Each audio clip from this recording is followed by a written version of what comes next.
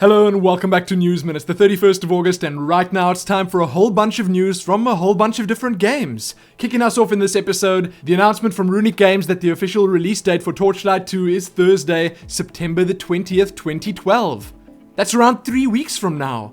Along with this announcement, as if we needed more, there's a launch trailer to check out right here on YouTube. Next, a bit of Guild Wars 2. It seems like ArenaNet had a bit of mercy on those banned recently for exploiting the cheap karma weapons, offering to convert their permabans into 72-hour suspensions, but this was only if players agreed to delete any items or currency gained from this exploit.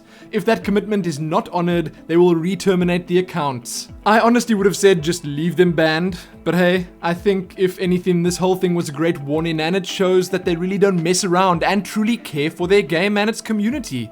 I will also just say that the Reddit post is well worth reading, if only to see how many players actually lie about how severely they're exploited, saying they bought 10 of the weapons, posting their character nickname and then being told, no, the real number is closer to 1,000. Yes, that happened, and those people were never heard from again. As the last Guild Wars 2 mentioned, direct sales of Guild Wars 2 from GuildWars2.com have been halted for the moment. This was done to preserve the game experience for those playing right now, and all I can say is respect, ArenaNet. Respect. Anyway, moving along, time to talk about World of Warcraft. Yes, I'm putting World of Warcraft news along with the Guild Wars 2 news. Patch 5.0.4, the pre-Mists of Pandaria patch is now live on all realms. This patch is a pretty big deal. As some of you that have been around for previous expansion releases probably already know, these patches add a number of features and change a whole bunch of game systems that'll probably take some getting used to. Thus, they are implemented a good amount of time before the actual expansion releases. If you want to check the full patch notes out, a couple of 5.0.4 survival guides and much more, you can do so below. In a couple of World of Warcraft related smalls, you can read all about some new mounts coming in Pandaria over on the official site, the latest Dragon Soul difficulty change, it's now at 35%, check out a Misc of Pandaria dungeon preview, and lastly, right here on YouTube, watch WoW Krendor's latest creation. Vanilla WoW in a minute. Amazingly funny and extremely accurate.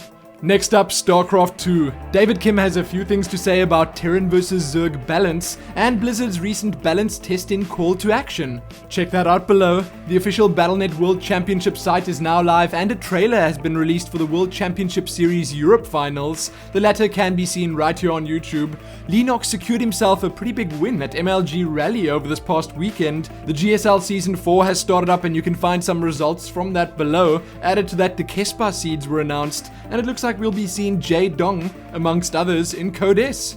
Now, Dota 2. As most Dota fans out there already know, the International 2 is starting up today.